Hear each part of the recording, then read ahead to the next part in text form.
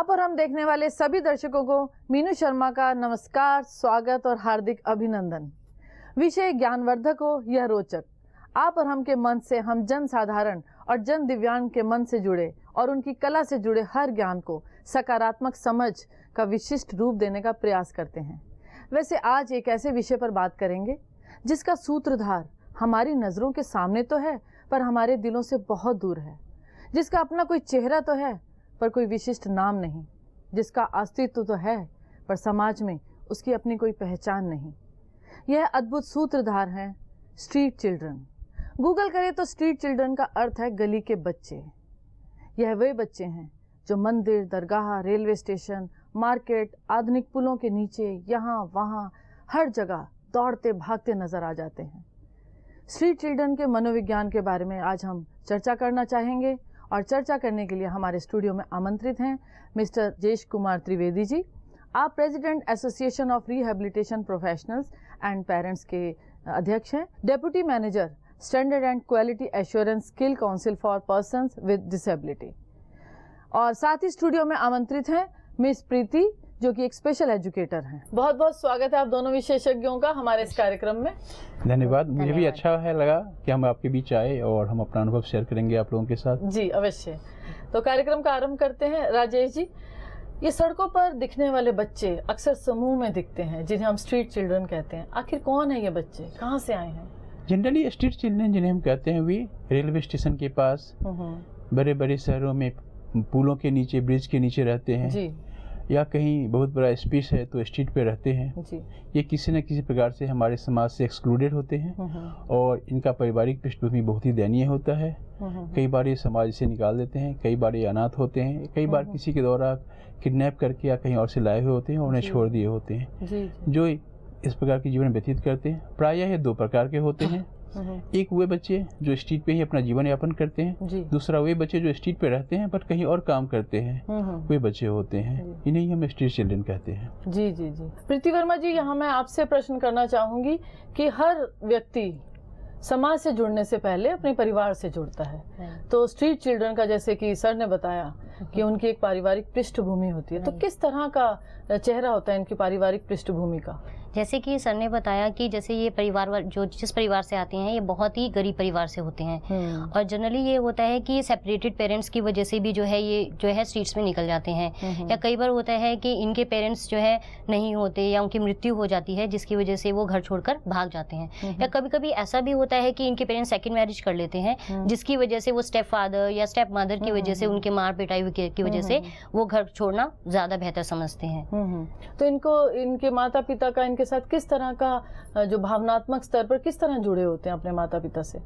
Generally क्या होता है कि पॉवर्टी बहुत ज्यादा होती है इनकी फैमिली में और उनकी बेसिक नीड्स पूरी नहीं होती, जिनकी वजह से जो है ये बहुत फ्रस्ट्रेटेड रहते हैं और वो इस वजह से जो है वो चाहते हैं कि उनकी सब विल्स पूरी की जाए, बट लेकिन उनके पेरेंट्स की लिमिटेड सोर्स ऑफ इनकम होने की वजह से वो इतने ज्यादा उनकी नीड्स पूरी नहीं कर पाते, जिसकी वजह से क्या है उनके साथ बहुत अच्छा रिलेशन वो अपने पेरेंट्स के साथ रख नहीं पाते, जिसकी वजह से वो ये सोचते हैं कि शायद हम लोग फ्रीडम हमें मिल जाए या हम घर से भाग जाए तो हमें ज्यादा अच्छा हम अपना ध्यान रख सकते हैं, और ये रीजन रहता है कि वो घर छोड़कर भागना ज्यादा पसंद करते हैं। कई बार ऐसा भी देखा गया है कि उनकी गरीबी, उनकी जो मजबूरी है जिसके कारण वो स्ट्रीट चिल्ड्रन की जिंदगी व्यतीत करते हैं। जैसे 3 दिन पहले का एक मैं एग्जाम्पल दूं, सवेरे मैं अपने बच्चों के साथ मंदिर गया, उसी समय मैंने देखा कि 2 छोटे बच्चे, एक बहन और भाई, एक ठेला लेके जा रहे थे और वो पेपर वर्क चुनने का काम कर रहे थे। तो मैंने अपने बच्चों को बताया कि चलो इनसे बात करते हैं। मैंने पूछा कि आप स्कूल जाते हैं? उनकी बहन ने कहा नहीं। हमने क्यों? हम लोग दिन भर ही कुछ कचरे को चुनते हैं और इसे बेच के मम्मी पापा हमारे लिए भोजन की व्यवस्था करते हैं। तो बड़ा ये फील हुआ। तो गरीबी एक हमारे लिए बहुत बड़ी समस्या है और ये समाज से अपने आप को अलग रख पाते हैं, समाज के बारे में नहीं सोचते, समाज इनके बारे में नहीं सोचता, ऐसी इनकी फीलिंग है। तो जब हम बाल समस्याओं की बात करते हैं तो बाल मजदूरी, बाल शोषण उनमें प्रमुख है, तो स्ट्रीट चिल्ड्रन के साथ कुछ और समस्याएं भी जुड़ जाती हैं। तो प्रीति जी, मैं आपसे जानना चाहूंगी कौन सी हैं वो और समस्याएं जो इनके जीवन की व्यवस्था के कारण, इनकी गरीबी के कारण या इनकी अशिक्षा के कारण उत्पन्न होती हैं? मेनली ये है कि जैसे ये पॉवर्टी होती है, बहुत ज्यादा गरीब हालात में रहते हैं, तो इनको खाने के लिए बहुत ज्यादा अच्छा भोजन नहीं होता, और जहाँ पे भोजन मिला, जैसा भोजन मिला, कुछ लोग जैसे हम लोग रेस्टोरेंट्स वगैरह में भी हम लोग जाते हैं, कुछ खाना छोड़ दिया तो वो उन्हीं प्लेट्स में से खा लेते हैं, और वो उन्हीं जिस उनकी एज के अकॉर्डिंगली जैसा उनको फूड चाहिए होता है, बैलेंस डाइट चाहिए होता है, न्यूट्रिशन फूड चाहिए होता है, वो उनको अवेलेबल नहीं हो पाता, जिसकी वजह से क्या है वो कुपोषण के शिकार हो जाते हैं। और कभी कभी ऐसा भी होता है कि उनको दवाई वगैरह ना मिलने की वजह से या लैक ऑफ फूड की वजह से जो है वो कभी कभी उनकी मृत्यु भी हो जाती है। और दूसरा ये भी रहता है कि जैसे जिस सिचुएशंस में ये लोग रहते हैं, जैसे बहुत ही हाइजीनिक सिचुएशंस नहीं होती हैं इनकी, बहुत ही झोपड़पट्टी या साइड्स में, यहाँ बहुत जहाँ पे नाले वगैरह या जैसे अनहाइजीनिक कंडीशंस होती है, ये वहाँ पर रहते हैं, जिसकी वजह से क्या है ये जनरली बीमार पड़ जाते हैं। और बीमार पड़ने की वजह से क्या होता है कि इनके पास मनी नहीं होता है, या मतलब बहुत पैसे की कमी की वजह से वो अच्छे से इलाज नहीं करवा पाते, और जिसकी वजह से जो है वो फिर बीमारी बढ़ती चली जाती है, और या फिर जो है वो इसी बीमारी में ही आगे बढ़ते चले जाते हैं, और अंत में फिर वही होता है कि वो उसकी वजह से, और साथ ही ड्रग्स वगैरह की वजह से और क्राइम में भी निकल जाते हैं। एग्जैक्टली कि मेनली ये है कि इनके पास कोई सुपरविजन नहीं होता, वो खुद ही अपने सुपरवाइजर होते हैं, you can say that, because उनके पेरेंट्स वगैरह तो उनके साथ होते नहीं है, तो इस वजह से they decide for their own selfs. तो इसकी वजह से क्या होता है कि उनको जो लगता है, क्योंकि बहुत ज्यादा स्ट्रगल दिखा होता है लाइफ के अंदर, जिसकी वजह से बहुत फ्रस्ट्रेट हो जाते हैं, और इसकी वजह से जो है फिर वो सब्सटेंस अब्यूज या अल्कोहलिज्म या इवन की वो जो है मर्डर या मींस की क्राइम वाली एंटी सोशल बिहेवियर भी उनका हो जाता है, जिसकी वजह से जो है फिर वो आगे उनका फ्यूचर जैसे आप समझ सकते हैं कि इतना ज्यादा बेहतर नहीं होता है। जी। तो राजेश जी, यहाँ मैं बात करना चाहूंगी कि इन बच्चों के साथ इतनी समस्याएं हैं, तो इनका किस तरह से इनकी मनोवैज्ञानिक स्थिति क्या हो जाती है, क्या सोचते हैं कि बच्चे? देखिए, सबसे बड़ी बात कि वो पहले तो वो भी देखते हैं कि मैं भी अन्य बच्चों की तुलना में एक बच्चा हूँ, समाज में अन्य बच्चों को जो सुविधाएं मिलती है वो हमें भी मिलनी चाहिए। उनके पास मम्मी पापा है, उनके छोटे छोटे नीड को पूरा करते हैं, उनके छोटे छोटे गलतियों का करेक्शन करते हैं, उन्हें बताते हैं, हर जगह उनकी प्रोटेक्शन होती है, उनकी सपोर्ट होती है, जिससे उसका अपब्रिंगिंग होता है। हमारे पास नहीं होता है, तो एक हीन भावना फैलती है, कभी रिएक्शंस होता है, उस रिएक्शन को ध्यान में रखते हुए वो गलत रास्ते पर जाने की कोशिश करते हैं, मानसिक स्थिति से काफी दयनीय होते हैं, तो क्राइम की ओर बढ़ना चाहते हैं, एग्रेशंस बढ़ जाती है, कभी डिप्रेशन हो जाता है, जो लोग उसको गलत ढंग से चाहते हैं उसका यूज कर सकते हैं, छोटे से पैसे देके गलत काम करवा लेते हैं, और जिंदगी के मुख्य धारा से जुड़ने की जगह और दूसरे धाराओं में चला जाते हैं। फिर एक सर्टेन टाइम के बाद उनको रिग्रेट होता है, पर तब काफी देर हो चुका होता है, और वहाँ पे कृष्ण की संभावनाएं नहीं बनती है। बिल्कुल, यहाँ समाज और देश को काफी नुकसान पहुंच चुका होता है। डेफिनेटली। जी। तो क्या इन बच्चों की किसी किस्म की काउंसलिंग की जा सकती है? ऑफ कोर्स इनकी काउंसलिंग की जा सकती है, काउंसलिंग तो सबसे अच्छी बात है, और काउंसलिंग के साथ साथ इनके लिए अन्य चीजों पर भी ध्यान देने की आवश्यकता है। जैसे इन बच्चे के जनरली 6 साल से लेकर 18 साल के बीच के होते हैं, तो इनके एज ग्रुप को ध्यान में रखते हुए इनको काउंसलिंग होनी चाहिए। काउंसलिंग के साथ साथ उनके पढ़ने की व्यवस्था होनी चाहिए। पढ़ने की व्यवस्था चूंकि फैमिली होता नहीं है, तो रेसिडेंशियल फैसिलिटी होनी चाहिए, और जो पढ़ने लायक है उनको पढ़ाइए। जो पढ़ने लायक वाले एज को क्रॉस कर चुके हैं, तो यहाँ पे हम कह सकते हैं कि बच्चे हमारे 2 ग्रुप में मिलेंगे, एक एजुकेबल होगा, दूसरा ट्रेनेबल होगा। जो ट्रेनेबल होगा, आजकल हमारी गवर्नमेंट स्किल इंडिया को लेकर काफी आगे बढ़ रही है, तो उनको उसी प्रकार के स्किल्स में प्रमोट किया जाए, ताकि एक ट्रेंड होने के बाद वो अपने आप को आत्मनिर्भर हो सके, समाज के लिए प्रोडक्टिव पार्ट बन सके, और एक तरह से क्राइम को भी रिड्यूस कर सके। जो पढ़ने वाले उनको पढ़ाए और साथ में स्किल ट्रेनिंग की बात कराए।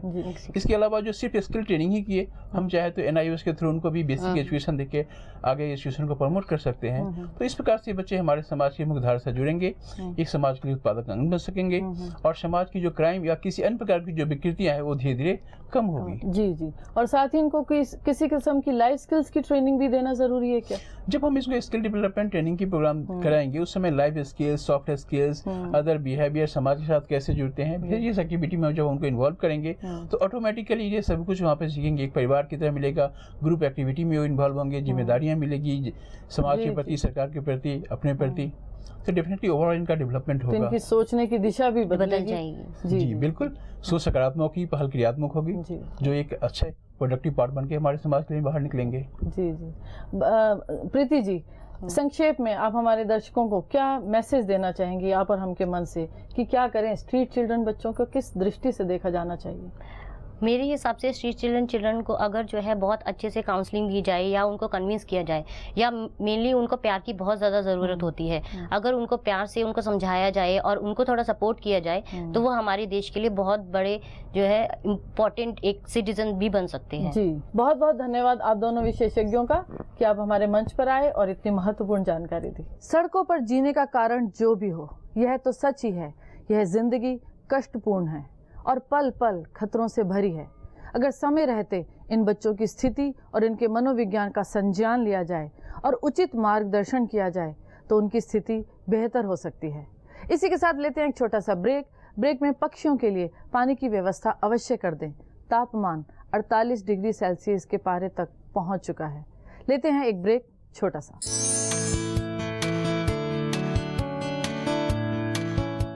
ब्रेक के बाद बहुत बहुत स्वागत है आपका करियर और काउंसलिंग के इस सेगमेंट में। आज हमारे स्टूडियो में आमंत्रित हैं डॉक्टर अनुजा कपूर। आप क्रिमिनोलॉजिस्ट हैं, honorary special police officer, criminal lawyer, high court and supreme court of India. बहुत बहुत स्वागत है आपका हमारे इस कार्यक्रम में जिसका नाम है आप और हम। आज हमारे कार्यक्रम में चर्चा का विषय है स्ट्रीट चिल्ड्रन। तो इसी मुद्दे पर बात करने के लिए मैं चर्चा आगे बढ़ाती हूँ। डॉक्टर कपूर, निठारी कांड के बाद यह एक मुद्दा सामने आया, एक सामाजिक चेतना सामने आई कि जो पीड़ित बच्चे थे वो सभी मिसिंग चिल्ड्रन थे, स्ट्रीट चिल्ड्रन थे, गरीब परिवारों से थे। इससे पहले इस विषय पर हमने कभी शायद इतनी गंभीरता से सोचा भी नहीं।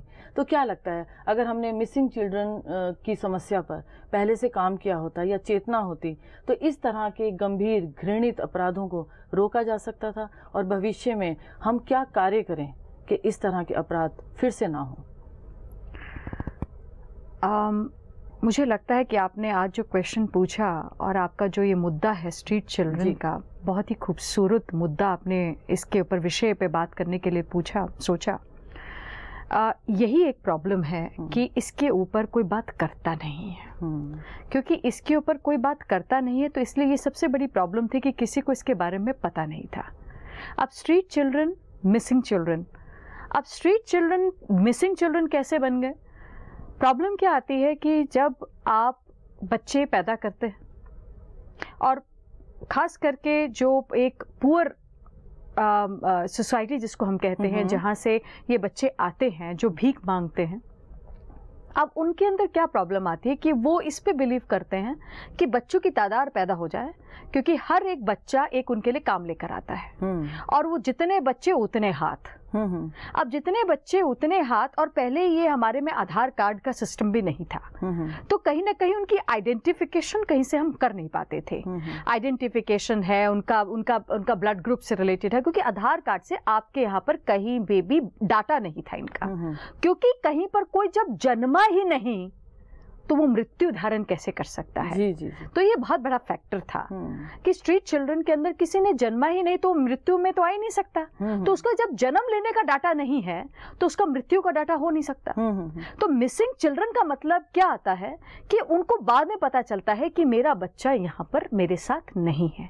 और ये एक बहुत बड़ी प्रॉब्लम यहाँ आती है कि जहाँ पर मिसिंग चिल्ड्रन जब मिसिंग में आते हैं तो उसकी जब रिपोर्ट ये लोग दर्ज नहीं करते हैं और उनको ये पता नहीं होता था कि दर्ज करनी चाहिए, पुलिस के पास जाना चाहिए, तो वहां पर वो इस बात से अछूते रह जाते हैं कि उनका बच्चा, उनको लगता है कि यही कहीं होगा, 2 दिन 3 दिन कहीं बाहर घूमने चला गया, इस साइड में हो गया, उधर में चला गया, क्योंकि इतने बच्चों की तादाद है कि उनको इस बात का आइडिया नहीं रहता, एहसास नहीं होता कि कितने बच्चे उनके इधर उधर घूम रहे हैं। कोई रात को घर पहुंचा नहीं पहुंचा, वो भी बच्चे जो है वो मिसिंग चिल्ड्रन के अंदर दर्ज हो जाते हैं। तो क्या इसी वजह से जो मिसिंग चिल्ड्रन जो है आसान टारगेट बन जाता है एक अपराधी के लिए, अपराध करने के लिए?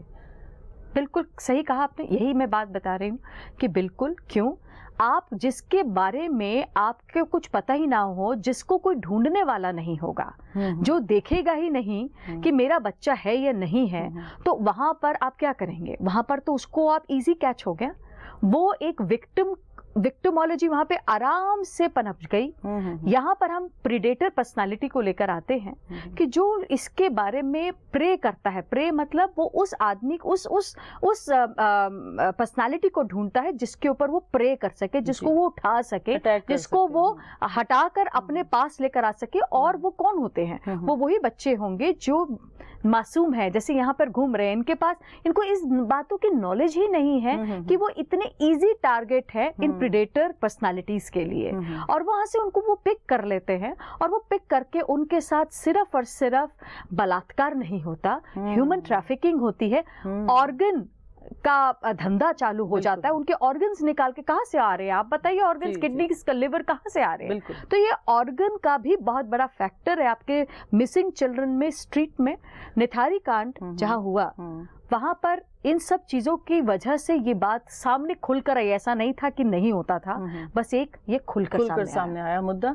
तो ऐसे में एक प्रश्न यह भी आता है कि जो ये गरीब परिवारों के बच्चे हैं, इनके माता पिता जो कि शायद उतने जिम्मेदार नहीं हैं अपने बच्चों की सुरक्षा को लेकर, तो उनको हम किस तरह से जागृत करें, किस तरह से एक चेतना दें उन्हें कि उनके बच्चे सुरक्षित रहें और समाज इस तरह से घृणित उदाहरण फिर से पैदा ना करे। देखिए उन अभिभावकों तक कैसे पहुंचे हम? उसके लिए देखिए मैं ये तो कहूंगी नहीं कि उनके पास सोशल मीडिया है, व्हाट्सएप है, फोन है, नहीं, और या हम कहें कि ऑनलाइन आ जाए, डिजिटल हो जाए। देखिए यहाँ तक पहुंचने में थोड़ा टाइम लगेगा, मोदी जी जरूर इस चीज के लिए कर रहे हैं आगे, बट इसके लिए एनजीओ का साथ देना बहुत जरूरी है। और एनजीओ का काम करना बहुत जरूरी है। ग्राउंड लेवल पर उनके पास जाएं। आप और मैं जो हम लोग यहाँ पे इस वक्त स्टूडियो में बैठे हैं, हम लोग एक ऐसा ही शो नीचे स्ट्रीट्स के ऊपर चला कराएं जहाँ पर ये ऐसे रेड लाइट्स एरियाज पे जहाँ पे ये रेड लाइट्स का जो इशू जहाँ पर रहता है, और वहाँ पर जाकर भी हम लोग एक रेड लाइट का मुद्दा भी बहुत बड़ा इजी टारगेट इशू आ जाता है, क्योंकि वहाँ पर बच्चों को टारगेट कर दिया जाता है।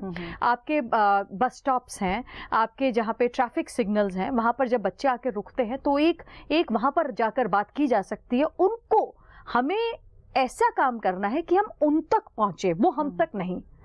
ये एक बहुत बड़ा कैच है जहाँ पे हमें ये देखना है कि अगर आप सच में किसी को जागृत करना चाहते हैं तो आप उन तक पहुंचे। यहाँ मैं सिक्के का दूसरा पहलू भी देखना चाहूंगी कि जो बच्चे शिक्षा से दूर हैं, जो बच्चे अपने अभिभावकों के प्रेम से दूर हैं, जो बच्चे समाज में वंचित हैं, उन्हें छोटी छोटी अपनी भूख के लिए भी भीख मांगनी पड़ती है, छोटी छोटी आधारभूत आवश्यकताओं के लिए भी उन्हें भटकना पड़ता है, तो ऐसे बच्चे बहुत जल्दी शोषित भी होते हैं। तो ऐसे बच्चे अपराध की ओर भी बढ़ते हैं। तो कानून में इस तरह का प्रावधान है कि इन बच्चों की सुरक्षा की जाए, या इन बच्चों के लिए हम थोड़ा सा सॉफ्ट टारगेट रखें इनकी शिक्षा के लिए, या इन्हें समाज में कोई ऐसा वोकेशन दिया जाए? क्या इस तरह का कोई प्रावधान है हमारे पास? बात यही प्रॉब्लम है, हमें नॉलेज नहीं है, इग्नोरेंस ऑफ द लॉ जी। तो ये सबसे बड़ी बात है। कॉन्स्टिट्यूशन ऑफ इंडिया के अंदर ये सब चीज़ों का प्रावधान है, आर्टिकल्स हैं, बने हुए हैं, सिर्फ पता नहीं है।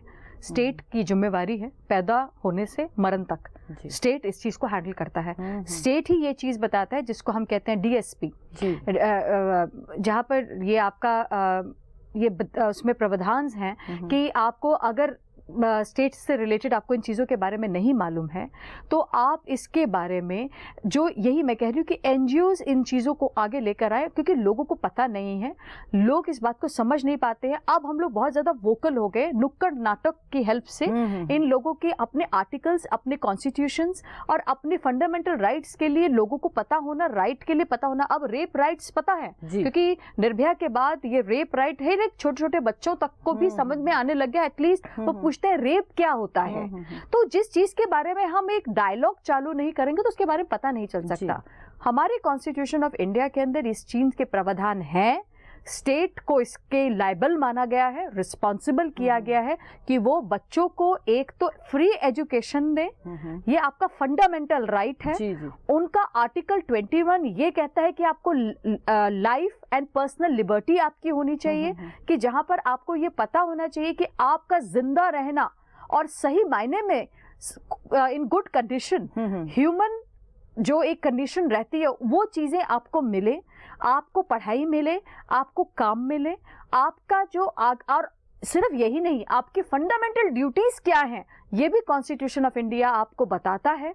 आप इसको समझना बहुत जरूरी है, लोगों को इसके बारे में जागृत होना बहुत जरूरी है, उसके लिए पढ़ना बहुत जरूरी है, ताकि आप उस चीज को खुद पढ़ें, नॉलेज गैदर करें और उसके बाद सड़कों पे निकल कर इस मुहिम को सिर्फ चार दीवारी में कैद ना करके इस मुहिम को सड़कों पर लेकर आए, जहां पर बच्चे हैं, जहां पर वो आम आदमी है, जहां पे पेरेंट्स हैं। और ये स्ट्रीट का जो मुद्दा है, यहाँ पर सिर्फ और सिर्फ मिसिंग चिल्ड्रन एक गरीब का नहीं है, ये भी एक बहुत बड़ा इशू है कि सिर्फ गरीब का नहीं है, ये वो लोग भी हैं जहां पर जिन लोगों की जो घर में आए जो मेड सर्वेंट्स लोग काम करते हैं और जिनके माँ बाप आगे काम करने के लिए जाते हैं, उनके बच्चे पीछे रह जाते हैं और कुछ कितने घंटों के लिए रहते हैं, वो भी एक दौरान है जब आपको ये देखना पड़ेगा कि ऐसा ना हो कि स्ट्रीट चिल्ड्रन में आपका बच्चा भी हो, क्योंकि वो इन बच्चों को पकड़ के किडनैप करके उनको सड़कों पे छोड़ देते हैं। मैंने क्या कहा है, जितने हाथ उतना पैसा। तो यहाँ पर यही चीज बहुत बड़ी मानी जाती है।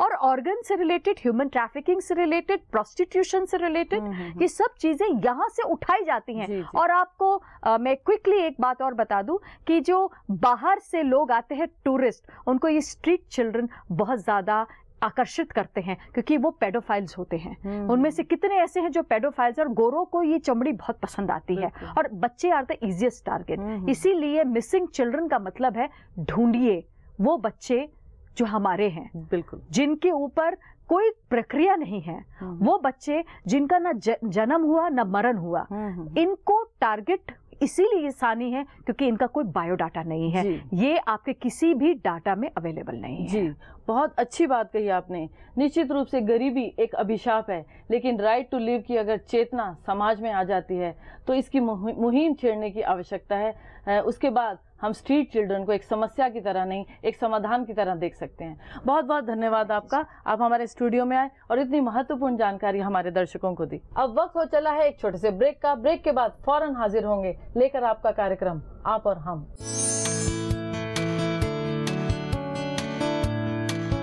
ब्रेक के बाद बहुत बहुत स्वागत है आपका विजुअल एंड परफॉर्मिंग आर्ट्स के इस सेगमेंट में। आज हमारे मंच पर एक नहीं दो कलाकार आमंत्रित हैं।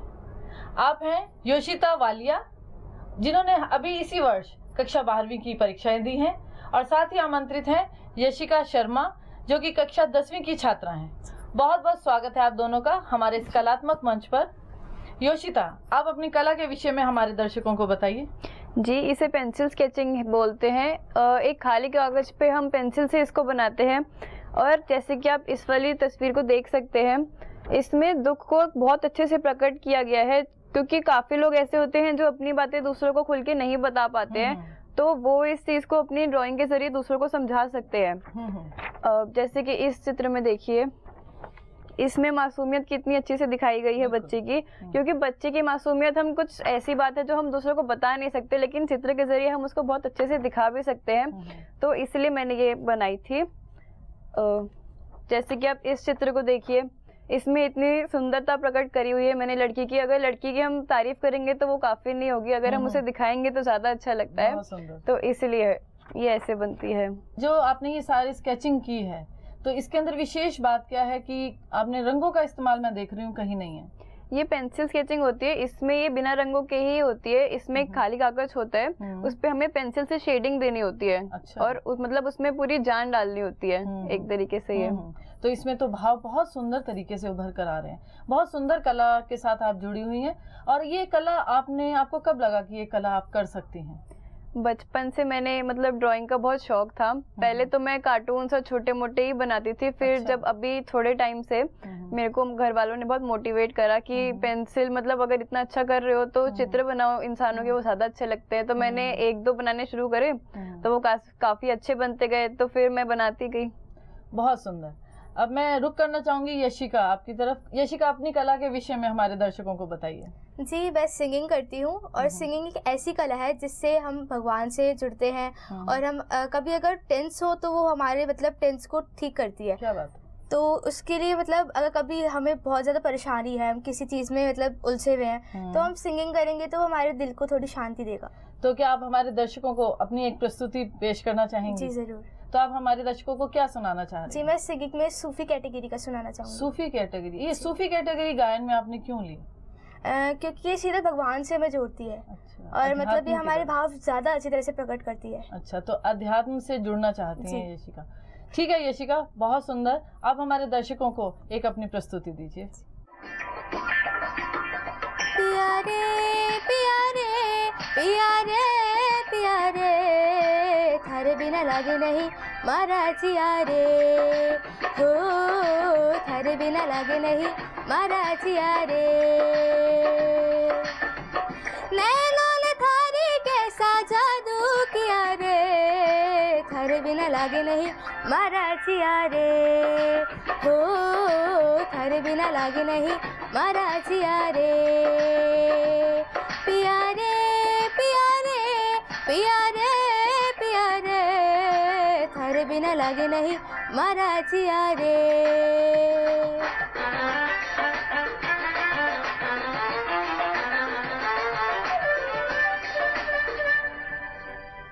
थारे बिना मोरे चैन नावे धक धक धक मारा जी घबरावे सुन ले सावरिया बोले बांसुरिया सुन ले सावरिया बोले बांसुरिया थारे बिना मोहे कुछ नहीं भावे पिया रे पिया रे पिया रे पिया रे थारे बिना लागे नहीं मारा जिया रे हो थारे बिना लागे नहीं मारा जिया रे पिया रे पिया रे पिया रे पिया रे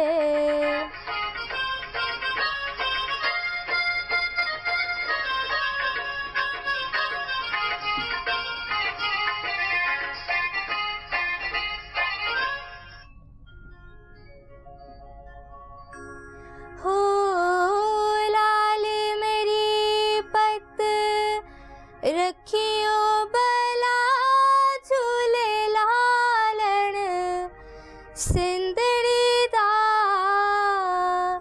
सेवन दा शकी शाबाज कलंदर दमादम मस्त कलंदर अली दम दम दे अंदर अली दा पहला नंबर हो लाल मेरी पत रखियो बला झूले लालन सिंदड़ी दा सेवन दा शकी शाबाज कलंदर दमादम मस्त कलंदर अली दम दम दे अंदर अली दा पहला नंबर हो लाल मेरी